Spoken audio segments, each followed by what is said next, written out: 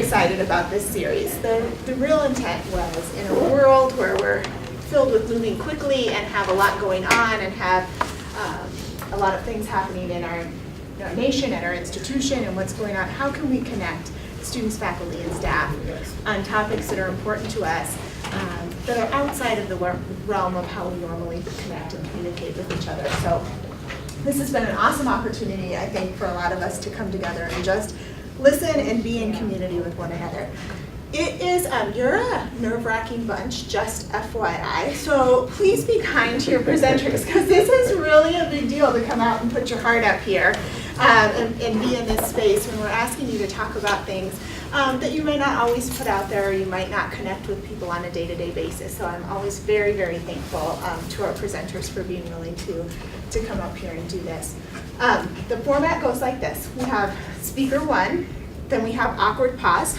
That's where you chat with each other, say hello, introduce yourself, get a snack. Then we have second speaker. Then we have less awkward pause. Both speakers will come up and we'll have a conversation with how that goes. Sound okay? So please help me. Oh yeah, we have a conversation. Everybody else. Just you two talk to each other. That's exactly how that goes. So Ray, please come on up. Please help me welcome him if he does. Thank you everybody for coming. To those of you who are students of mine, you'll have heard some of this before, because I think every day I try to communicate what matters to me the most. So my topic, my title, I'm going to read it really quick, Understanding and Connecting to Land. That's what matters to me. And if we ask ourselves and we think more deeply and we go back, why are we all here? Now, why are we all here? Why are we here in Colorado? How did we get here? Why? Well, this is what my family's experience was when they came over as Germans that had gone to Russia and then left Russia and came to the United States. Why would anyone live in a sod hut in the middle of the North Dakota prairie? Why? Why would they do that? It's because about access to land, access to resources. Where they were in Germany, they didn't have it, so they left and they went to Russia under the idea, the promise of access to resources. And then politics changed, leadership changed. So they left there and went looking for land and access to resources. So this is where I grew up. We started over here as a family and slowly made our way up and around and over to the other side of the river. And down here in this copse of trees is where I grew up. The trees weren't that big because we planted them when we first moved out there. And I started making my connections to land in this area here. This is the Missouri River Valley in the kind of the south central, southwestern part of North Dakota. I was fortunate, this right here is Fort Abraham Lincoln State Park. Here are earth lodges from the Mandan and Hidatsa people. Down here is the fort that General Custer left from on his infamous journey to the Battle of the Little Bighorn. And I was able to grow up right down here. It was a wonderful place to grow up. I spent my time in these hills and in these hills and down in this river valley with cottonwood trees in an area where there aren't a lot of trees. And I explored my connection to land. And my connection to land was shared with me through the stories of the people you saw before, who I didn't know, but I got to hear their stories of why land was important, why access to resources like land was important. But it wasn't wild enough for me. Despite the fact that I grew up in that age where we still practiced nuclear bomb testing in school, we'd have to practice like our lockouts and lock-ins. We practiced what happens if North Dakota is point center for a nuclear attack from Russia. And I used to imagine I would run to the hills back there behind where I showed before, and I could live out in kind of a Red Dawn. Those of you who saw the original Red Dawn, kind of live out back there in those hills. But as I got older, I started to realize that that was already so industrialized. That land was already all allocated, that everyone owned a piece and everyone had sectioned off a piece. of that piece of land that it wasn't going to be wild enough for me to survive that Cuban-Russian invasion. And it wasn't until I got older, I didn't travel a lot as a child. My place was that one place. Thomas Merton, the Catholic monk and Buddhist conversationalist, this kind of cross-religious conversationalist between Buddhism and Catholicism, said, know one good place well. And I got to know that one good place well, but it wasn't very wild. And so as I got a little bit older, my family made some forays, some road trips to the western part, just an hour away, to the Badlands in North Dakota. And I used to have these images when we go to the Badlands, there's a couple of state parks and a couple of national parks within there, where you started to see this more full complement of wildlife. Bison, elk, animals that we didn't have, that we had historically but we no longer had down there in that Missouri River Valley. And I started to have these images. I used to remember standing out in the Badlands looking for bison. That was kind of my main preoccupation when we'd go out there and not see them, and had this whole idea that they were in the ground. Somehow these big animals had got into the ground. And it wasn't until later that actually I started encountering some of the Lakota Native American myths that were in that area, and that was their mythology too. The bison emerged from the ground and went back into the ground. And as I continued to unpack that as I got older and got farther along in my career, I started realizing what they're communicating is this whole earth connection, this whole connection to land, and kind of the depths of going into the land even within that. So this expanded my whole view of thinking, this incredibly non-wild place that now is the Bakken oil field that has tremendous amounts of extractive pressure on it.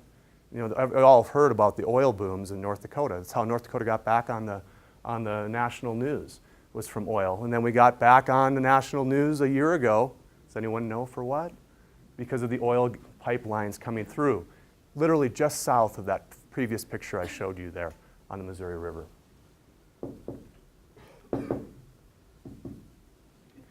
So this is the most important statistic that I share with my students every year, the most important data point that I give to them in the natural resources.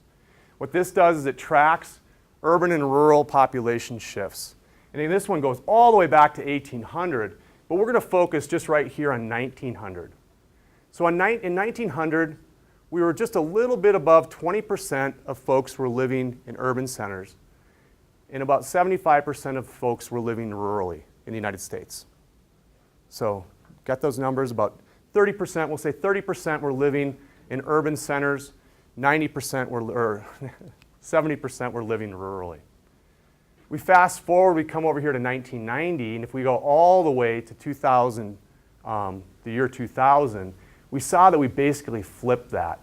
We went from 70% of people living in urban centers and 30% living rurally. Now we're about 80-20. So in the course of 100 years, we shifted. We just flipped the demographics of the United States. So what does that mean when it comes to me and what matters as far as land? For me, that means that people aren't connected to land the same way they were 100 years ago. A lot of us have an appreciation for land, natural landscapes. A lot of us chose to live here based off that ability to view land, but not always be in relationship. A relationship where our life depends upon it, our food depends upon it, our well-being depends upon it. The idea of land continues to persist, but the real connection to land is something that we're challenged with right now, especially within our natural resource field. So all these, do these matter to you all? They matter to me. This is all the same spot. This is 10/24/2017. This was summer of 2017. This is 9/3/2017, it should be. And this right here is 8/23/2017 as well. This stump, this stump, this stump, this stump. It's all in the same location. All in the same spot.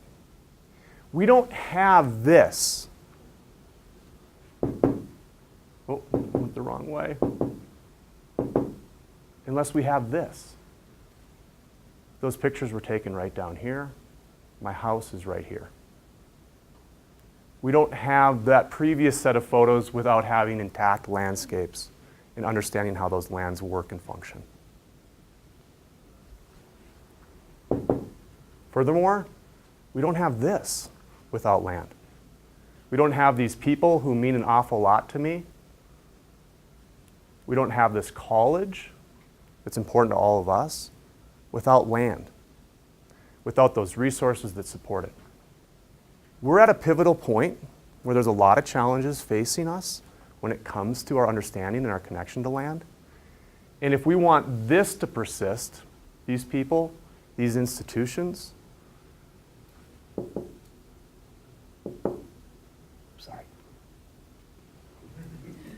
technology, we want these to persist, then we have to understand more deeply how we connect to land. So, what's the solution? This photo, little series here, all was taken within a quarter mile on the same day. For me, it's beautiful. I was able to just have this moment. This is an area called Cherokee Park, north of town here. It's heavily used for recreation. It's an important watershed. Many of the watersheds that feed the North Fork of the Poudre, that feeds the main stem of the Poudre, that supplies water for a lot of the Front Range, especially Greeley and those different places out a little farther east. They were first here, so they got the water first. It's vitally important for water. It's vitally important for wildlife. And this all took place in a very short amount of time. Like I said, about a quarter mile. Same day, same time, 15 minutes of itself. We had food and fiber being produced on this landscape. So not all of us eat meat, but all of us do eat food. And so there was some production of food happening there. There was timber harvesting. All of us, whether we know it or not, are reliant upon timber products. We don't see them as much anymore. We see the petrochemical simulations sometimes even of what those wood products are. So that's important to us. And for many of us, I would imagine these wildlife species, they're important. Whether we see them or not, it's important that they're there, that we know that they're there. It's important for me that they're there, even when I don't see them. Those pictures I showed you before of the wildlife, I don't see many of those wildlife species day after day after day. But that image shows me that they're there, and it's important for me knowing that they're there. So if we can do this well, if we can find and achieve this balance as well, then land can persist. And access to resources can persist for all people. Our country's faced with some really crazy conversations right now about public land access, about what's going on with even in the whole realm of sexual harassment and all the victimization that's been happening. And a lot of that comes back to land. I do a challenge sometimes with my students. I said, give me a topic, and I'll connect it to land. I can always work it back to land. Many of our conflicts, many of our challenges, many of our social injustices, many of the violence acts that we have that are going on out there, at their root come back to land and access for people to resources. It's what we've been doing for the last couple hundred years. It's what we've been doing as humans forever as we've moved around this globe trying to find our home, our place, our access to resources. Has been that journey. So, this is a picture of the foothills going up Risk Canyon. And for me, we look at that picture, it's beautiful, right? It's beautiful. The landscape's beautiful. Our Colorado blue sky, it's not as blue as normal there, but our beautiful foothills. And you know what I see when I see this? And this is going to be my ask of you all. What I see is I know from my experience that all of the brown you see up here, that's all a non-native grass called cheatgrass. Everything is still green. These little pockets of green, those are our native grasses. Down here, we're going to skip this because it's a real mix of a lot of crazy stuff. But this brown and gray or tan up here, the tan, is all cheatgrass. Aldo Leopold, who's a huge influence on me, never met him. He died in the 40s. He wrote a book called The Sand County Almanac. And Aldo Leopold is considered the father of wildlife management. And so those of us who are engaged with doing wildlife work know that he's our predecessor, and he kind of paved the way for us. Aldo Leopold says, to do natural resource work, to be engaged with the land, is to live alone in a world of wounds. Because most folks when we look back on that chart, that live in that urban environment. They don't see those wounds. They're able to go out for a hike. I always feel guilty, and this time in the semester I always apologize to my students because they can't go on a peaceful hike anymore. They're always evaluating the land, they're looking at where it's broken, or at the very least, they're always just trying to identify what they're seeing out there, and their mind is staying busy even in this time when they're able to try to decompress and try to take and move that stuff off their mind. So the reason I show you this image is because I'm tired. I'm exhausted in trying to continue to do and connect to what matters to me. I don't want to be alone anymore, like Aldo Leopold said I would be. And so I'm asking everyone here, and I'm asking the broader community, join with me so we're not alone in this world of wounds anymore. Start to understand land. It matters to all of us, and it matters to every issue that we're facing. Thank you. Every first couple of days of class, I have a picture of Ray and his students standing outside. I don't know why, I just catch you every year because you always have your students outside on the first day of class, and I always think, they're having so much fun, and now I know. It's torture. It's torture, but at least on day one, right? It's good. It's always cold. We're going to, again, go ahead and take a about 5-minute pause as we switch speakers, so feel free to kind of. I'm going to ask of you a little contribution to today's activity. So you have a Post-it note. Hopefully everybody's got a writing utensil. What I would like you to do on your Post-it note is write down 1, 2, 3 or so words or phrases that describe something that you have, an attribute, a personality trait, a skill that helps you get through difficult times. Things that are hard, adversities, stuff that is not good that comes up in your life. What kind of skill, ability, personality trait, characteristic do you have that's going to let you persevere through that? Go ahead and take a moment to write down, like I said, 1, 2 things. When you are ready with those things, if you want to come and stick that Post-it note right up here on this board, that would be awesome.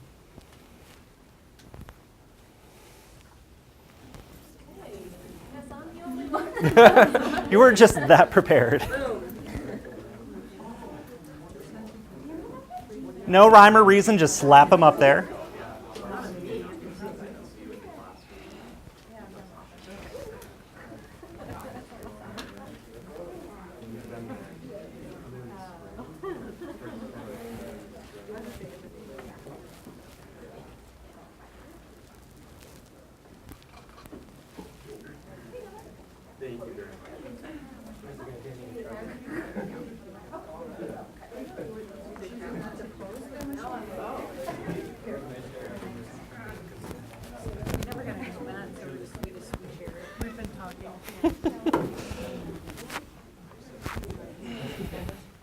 Sorry.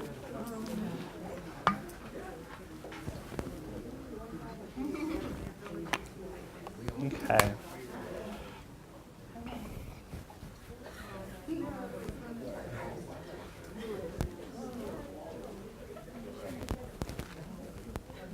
Okay. There is no way, given our time constraint today, that I'm going to be able to read through all of these. But I'm going to take a quick glance and just say some of these words or phrases out loud. And if it resonates with you, go ahead and let your body feel that resonance. Like, yeah, I'm there. That's me, right? Let yourself feel that. Stubbornness. Hope. Patience. Humor. Passion, prayer, connection to spirit, exercise, strength, levity, optimism. Sorry, I cannot read your handwriting, folks. You belong. Distract myself with work. Boldness. Perspective. Take a moment to just let some of those words sink in. if you found resonance with one or more of those words that you could really say, yeah, that's how I get through bad times, raise your hand. Just one or more of those words really resonating for you. I think it's really important to start off a talk about something like resilience with acknowledging the fact that you've already got skills and abilities in that area to do that thing. Oftentimes as a culture, we seek help from outside of ourselves, when realistically, we already carry with us a ton of wisdom and experience to draw from. My name's Matt Peterson. I'm the Director of Student Success here at Front Range Community College Larimer campus. Part of what got me thinking when I was asked to talk about what really matters to me was my own experience with what I just mentioned. My own experience with adversity, my desire to work through that adversity, and my desire to help others do the same, to cultivate, in a word, resilience. I have the privilege of doing this work on a daily basis with students here on campus to be able to support them in times where things aren't quite going according to plan and help them reframe that situation. So this is a unique opportunity that I actually get to share with you my own stuff, right? Because often people are sharing with me their stuff. So, that's me, the tall one. Always have been, always will be. This is my brother, who's 11 months and a half younger than me, Joshua. And that's my middle sister, Kirsten. There's two invisible humans in this picture that hadn't quite gotten around to being created yet. My youngest siblings, Caitlin and Scott. So I come from a family of 5 siblings. Was the oldest, first to graduate from high school, first to go to college. On August 7th, 2001, I had just wrapped up a really intense day of senior RA training. I was running a residence hall of about 250 students and 7 resident assistants. I had a graduate assistant there who was my supervisor. And anybody who's ever been through RA training, this is Jana, knows that it's a really heart-wrenching, intense experience anyway, because it's like 12-hour training days, and somebody thought that was a really good idea to do to a college junior who was also trying to do that to a bunch of sophomores, juniors, and seniors who were his supervisees. So on August 7th, we had completed the first week of our new staff orientation, and I was tired. I was exhausted. So I was not in the mental or emotional or physical space to see my biological father walk into my residence hall. He never visited me at college. This is an important thing to add because it shocked me that he was there. He comes into the residence hall, checks in at the front desk like you're supposed to, and says, "I'm looking for my son," and everybody's like, "Who the hell are you?" And they finally found me and connected me with my dad, who was there with Kirsten, my middle sister. And my dad said, first words out of his mouth, "I have something really awful to tell you. Your brother is dead." So here I am in a relative exhaustion, right, already. And somebody who I didn't really communicate with ever anymore came to tell me that something had happened, and I melted down. I literally collapsed in that moment, was confused and scared and tearful and needed answers, but couldn't quite formulate the words to ask. So instinctively, intuitively, he kind of picked up on that fact and said, he killed himself last night and his body was found this morning. So that was how essentially my junior year of college began. I hadn't really talked to my brother in a while. We'd gotten disconnected over time, partially because of his own mental health diagnoses interfering with his ability to socialize with folks. And in part because of my reluctance to reach out to him because I didn't know how to support him anymore. I was quite frankly scared to talk to him. In that moment, I remembered the last conversation we had. He had called my residence hall room in March, asking if I had time to get coffee, and I said no, I don't. Whether or not I did, I can't actually remember, and that's really not important to the story. What is important to the story is that in that moment, I felt like I had betrayed a trust that we had cultivated over time, and that I couldn't figure out how to go on from there. So thankfully, I had a really supportive community to lean on, and folks who were willing to help me through that process. And I think that that was one of the reasons I actually entered student affairs as a profession, because most of the people that reached out to me were student affairs helper types. I mentioned that this was August 7th, 2001. That following weekend was his funeral, and I had my first panic attack. And I couldn't function at all. And my dad, who had given me this news, the best he could do was come up to me and offer me a Valium because I was embarrassing him in front of all of our family. And so from that point forward, I was always kind of like a little weird about emoting my own stuff out to other people. To say, hey, this is happening for me right now, and I'm expressing that out to people became a burden that I didn't want others to bear. So that was August.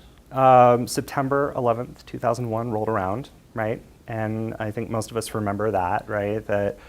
That was a pretty huge collective trauma that we were all enduring at that moment. For me, on a personal level, on the coattails of this, I remember exactly what I was doing, as most of us do. I was walking out of my residence hall to go to my last counseling appointment for this. And my front desk staff member said, hey, there was this thing, I think somebody bombed the World Trade Center again. Some of you are too young to know that there had been other things happening there prior, right? And so I was like, okay, well, bad things happen, it's scary, I need to focus on me for a minute, so I'm gonna go do this thing. And then I got paged, because we still did that sort of thing in 2001, and had to go back to my residence hall for what became a 24-hour campus lockdown. And so the traumas for me just felt like they kept coming and coming and coming. But I realized through my own personal struggles with the loss of my brother and the collective trauma that we were facing as a campus, a community, and a nation, that there were people who were still able to find hope. There were people who were still able to work through the trauma and the disaster to do something productive in society and be good people to other people. And I started asking myself then about this construct that we now have come to call resilience. So resilience is the process, according to the American Psychological Association, who knows all the things about all these things, of adapting well in the face of adversity, trauma, tragedy, threats, or significant sources of stress. It means, essentially, bouncing back from difficult experiences. So my story could have gone one of two ways, or myriad other ways. I could have gotten caught up in my trauma and in the collective trauma that we were facing, as a lot of other people did, and fail out of school, lose connection, lose momentum and steam, whatever that looks like. I could have literally fallen to the wayside and disappeared. But I didn't. I was able to build connection. I was able to build some of these, what we're talking about here, these bounce back skills during that semester, in large part because of the people I surrounded myself with, as part of my healing journey. So as I got through that, as I continued to do well in school, that didn't mean that the stuff that I was experiencing wasn't there anymore. It meant that I had found a way to synthesize it into this kind of resilience construct. Certainly wasn't the last time I had major life circumstances happen, but certainly probably one of the most traumatic semesters of my adult life. So that got me thinking about, why are some people resilient in the face of adversity and why are some people not, you know? And we probably can all relate. We know somebody who maybe has had something really bad happen to them and has fallen apart and could not put the pieces back together. Still, many of us know others who have been faced with these awful circumstances and have found hope, right, through the adversity. Hope came up here a lot. That they were able to adapt, right? That they were able to find humor and strength even in the midst of what might destroy other people. So I started holding this question. I held it for a very long time. And for me, it all came back to what I was then calling well-being, right? Being able to develop mental well-being, physical well-being, spiritual well-being, but have now come to kind of understand as resilience. And we can think about this as a biological construct too. Why are some organisms able to sustain themselves in the worst environmental circumstances in the world, right? Right? Extreme ocean depths, incredibly hot or cold locations. There's life there, and life persists regardless of the circumstances around it. That's biological resilience. What I'm talking about today is psychological resilience. So I started answering this question for myself over time, and I've kind of made this a source of healing through my own trauma. And a means of making meaning, if nothing else, out of this really devastating set of circumstances. Where that's brought me on my own professional journey is to a place where that's the work I do. I feel like I've gotten to a place where I can actually start giving back to my community, to do mental health advocacy in the community, to make sure that we have high quality mental health care on campus here to support students through those trying times, and to make sure that I'm adept at supporting people around me when those needs arise. So, to that end, I would like to share with you a couple of my insights of things that we can all do better for ourselves to start building resilience in our own lives. The first one, and probably the most important, is find community and build connection. We can never go through trauma on our own and come out better people on the flip side without supportive community containers, right? And so often when we're in trauma, we close off to those connections. So before we even experience a traumatic event in our lives, if we really want to be resilient through that trauma, we have to build community. Friends, right? Being able to connect with people who value you and what you have to contribute to the world, and you value them in turn. This is, according to all of our research on resilience, the number one factor that allows people to move through trauma, to make meaning out of that trauma, and to move on with their lives intact. Building community and connection. We try to do that here among colleagues, friends, peer groups, classes, right? But dig into those relationships so you've got people to lean on when you need to. And I say when because I think for a lot of us, trauma might be an inevitable thing. Something is going to happen in our lives that challenges us, and we need to lean on people for support. The second piece that's really important to me is cultivating a rich inner life. And this is not something that I did. I'm just going to put that out there right now.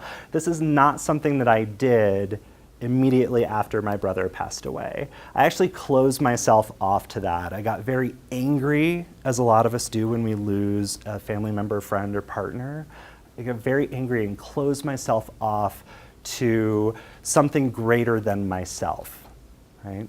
And it doesn't have to be capital G God or anything like that, just some sense of biggerness, right? Something that we can connect to, you know.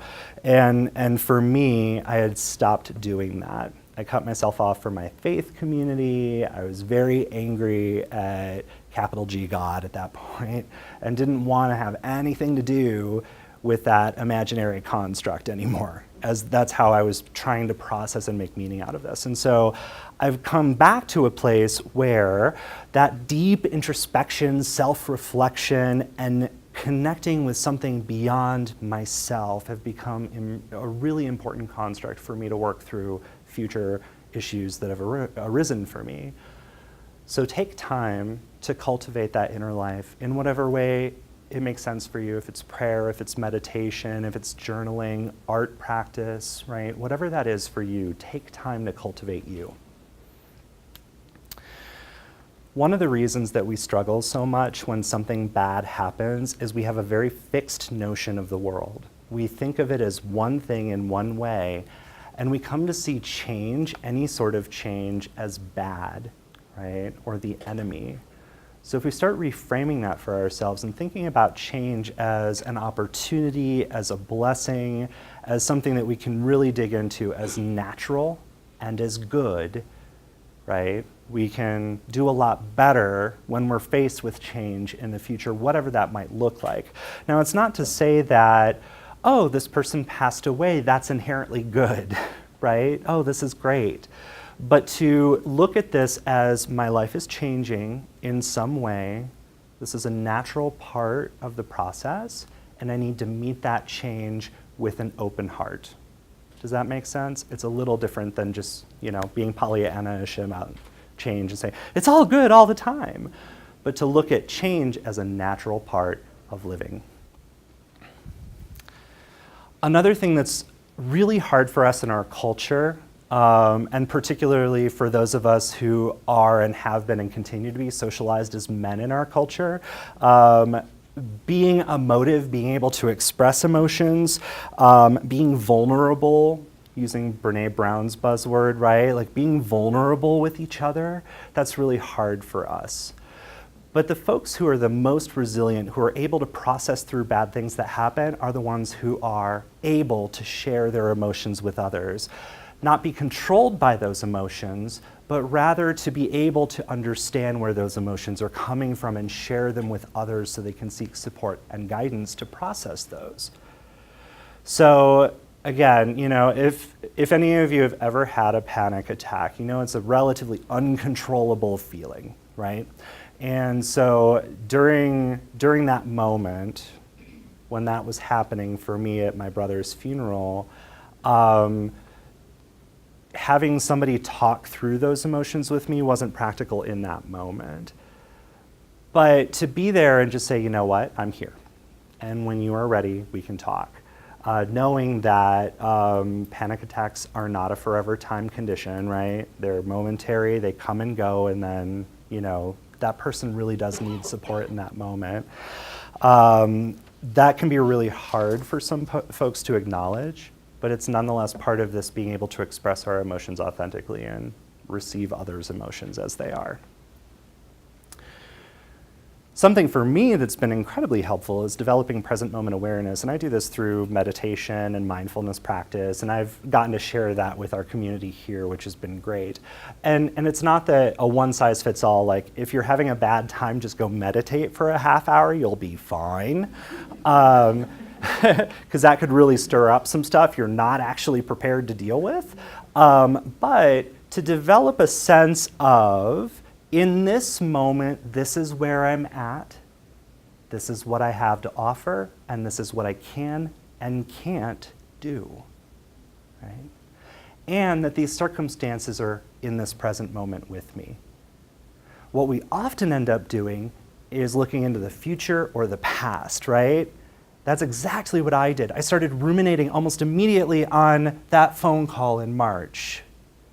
That last time I'd actually seen him, right? My family upbringing and circumstances that led to the place we were in at the moment. And I started thinking of a future without him and a future without connection to my family, because in that moment I feared that they would blame me and disconnect me from the family. So I started looking to future and past, but wasn't really hanging out in what was in the moment. And so by doing that present moment focus, we can really work with what is, not what we hope is, or fear is, or what was. Does that make sense? Hanging out with who you are in the moment and what you do have control over. Speaking of control, one of the biggest factors that allows us to be resilient in times of struggle is mastering our circumstances and taking control of what we do have control over and discarding what we don't, right? Just saying, you know what, there's certain things that I can do right now, there's certain things I can't. I'm going to focus on what I can do. Now, that can go to an unhealthy dimension, right, of, I think somebody put over here, work, because if you're working, you're not going to think about the bad thing.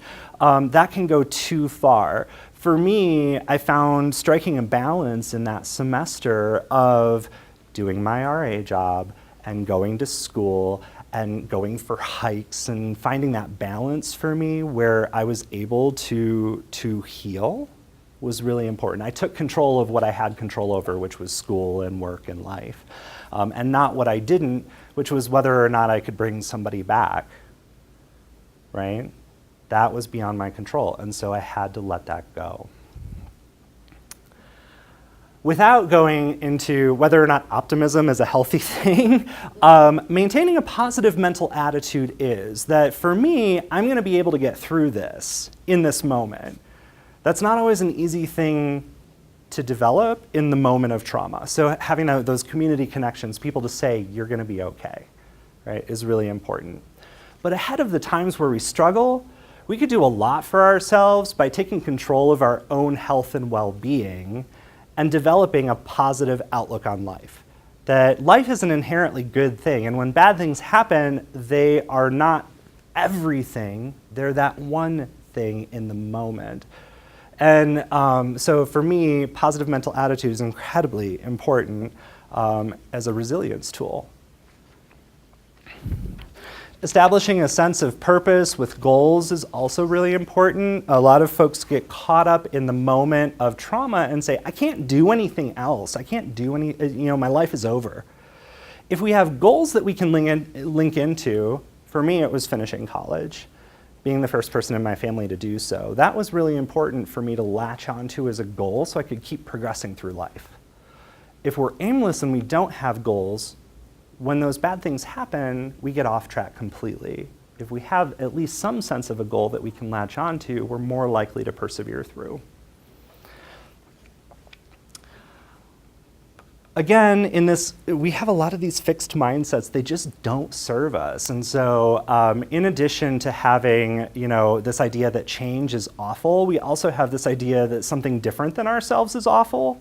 And that doesn't help us when we are in challenging times. So cultivating an openness to difference is really important, that I don't have to agree with absolutely everybody in the room. I don't have to think like you or look like you or act like you, that difference is okay. And the way we respond to things is different as well. And that's okay. Finally, and probably up there in the top 3 of importance, is cultivating a really positive self-concept. It's a little different than positive mental attitude, which is I'm going to be a great, awesome person out to the world. This is I'm going to be a great, awesome person to me. I'm going to take care of myself. I'm not going to compare myself and my experiences and my emotions to others because I can't. They're mine. And that's okay and it's good. I am an inherently good person, worthy of love, worthy of connection, worthy of my family, and worthy of being in this world in the way that I am. Viktor Frankl, who wrote a very gendered book called Man's Search for Meaning, which I love, but is also very everything in the book is man, man, man, man, man. Extrapolate that out, right? All humans are able to cultivate ahead of moments of absolute turmoil, this ability to be resilient in the face of adversity. And he points out when we are no longer able to change a situation, a circumstance is beyond our control, we have to change ourselves. We have to change the way that we approach that thing. And that involves being gentle, being kind, and making a deliberate choice in the moment to be resilient. Thank you.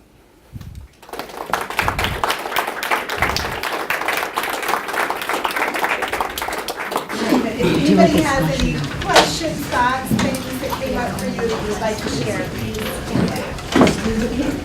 These talks are intertwined, very intertwined. So there are some new herbicides out there that are proving very good for cheatgrass control.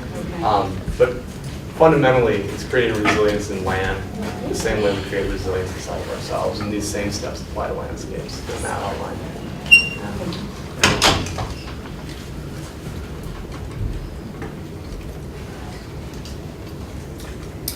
This is just a comment that I loved the juxtaposition of your two presentations together. They worked so beautifully together. And I know that wasn't necessarily planned, maybe it was. But it was, it was an amazingly brilliant combination. And I appreciated both of the messages so much and could relate to everything. We'll be thinking about it for a week at least. Thank you. Thank you. Thank you.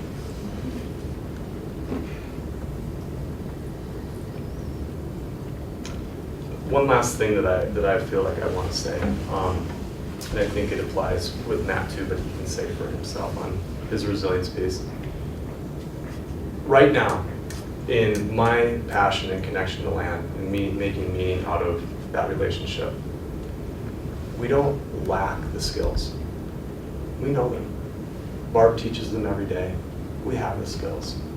What we lack is the inner strength to apply. And that's how I think it ties back to, we have these, we know what we need to do. It's the same thing when we eat that extra cookie, that extra beer, we know. It's that will to apply. Wonderful research, wonderful things have happened in the natural resource field that really point to us. And we keep researching, we keep understanding more and more. There's more than we'll ever know.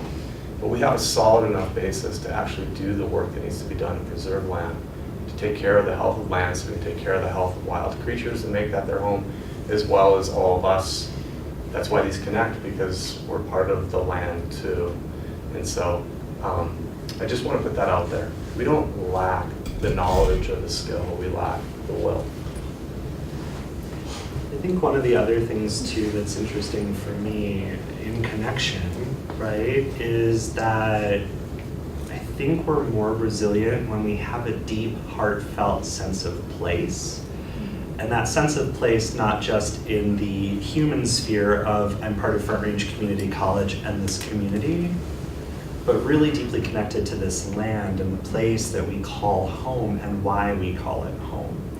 I was really grateful that I went to college in the same town I grew up in. So all the wild spaces that I felt at home in were readily accessible to me when I was going through this really big upheaval in my life. And so I think there's a connection there too, that being connected to land, having that sense of place is resiliency in a lot of ways. Do you have a common piece of advice for students who are going through this time of year and struggling with self-care and the pressure to perform in the last couple of weeks of class? And instructors.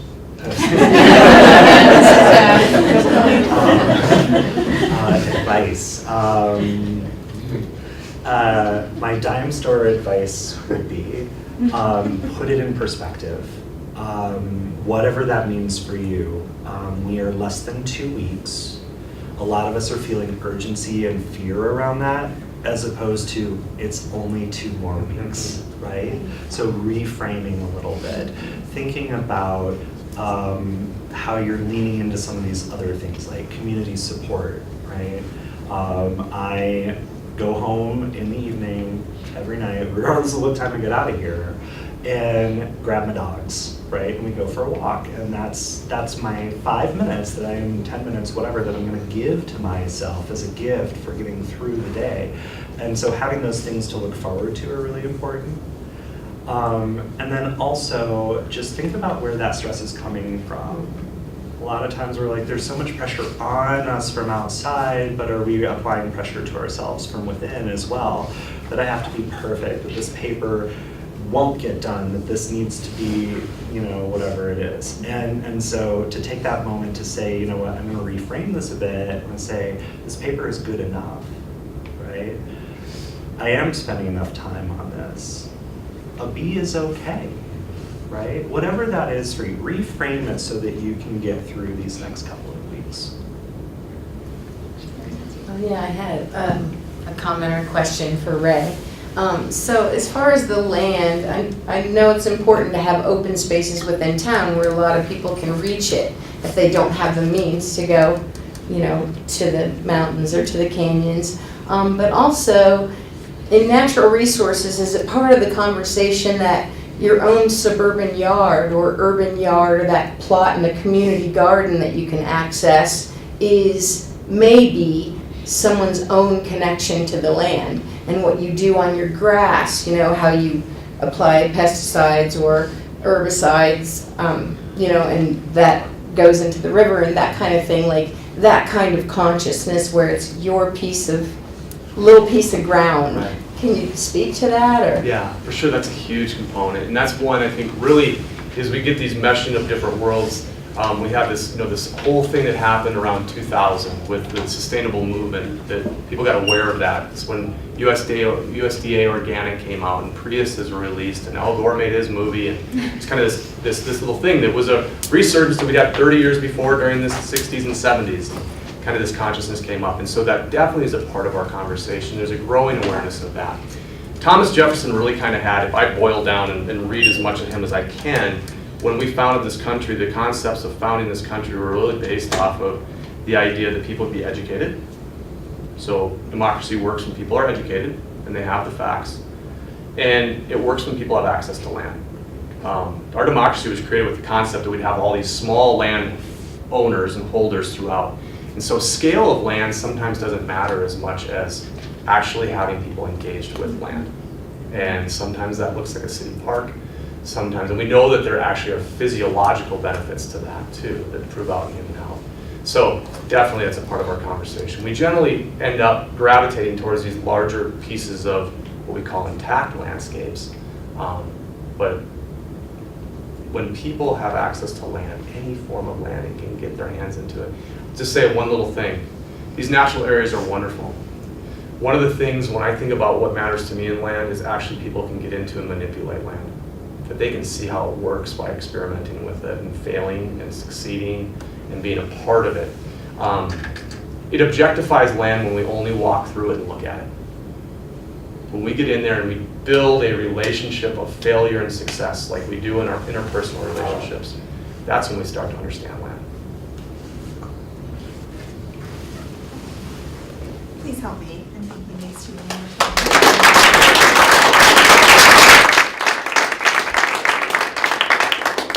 Again, I appreciate so much the courage and the willingness to come up and connect with us in this way. It's a real gift to be able to share the space, so thank you very much. Good luck with the rest of the semester. As we said, we only have 2 weeks in person, right? Not even 2 weeks. When we come back in January, on January 18th will be our next Matters to Me, and we'll have Jillian McKnight speaking on At Risk for Success, and Michael Dreher, who was here earlier, talking about the search for the golden fleece. So come back and join us for that.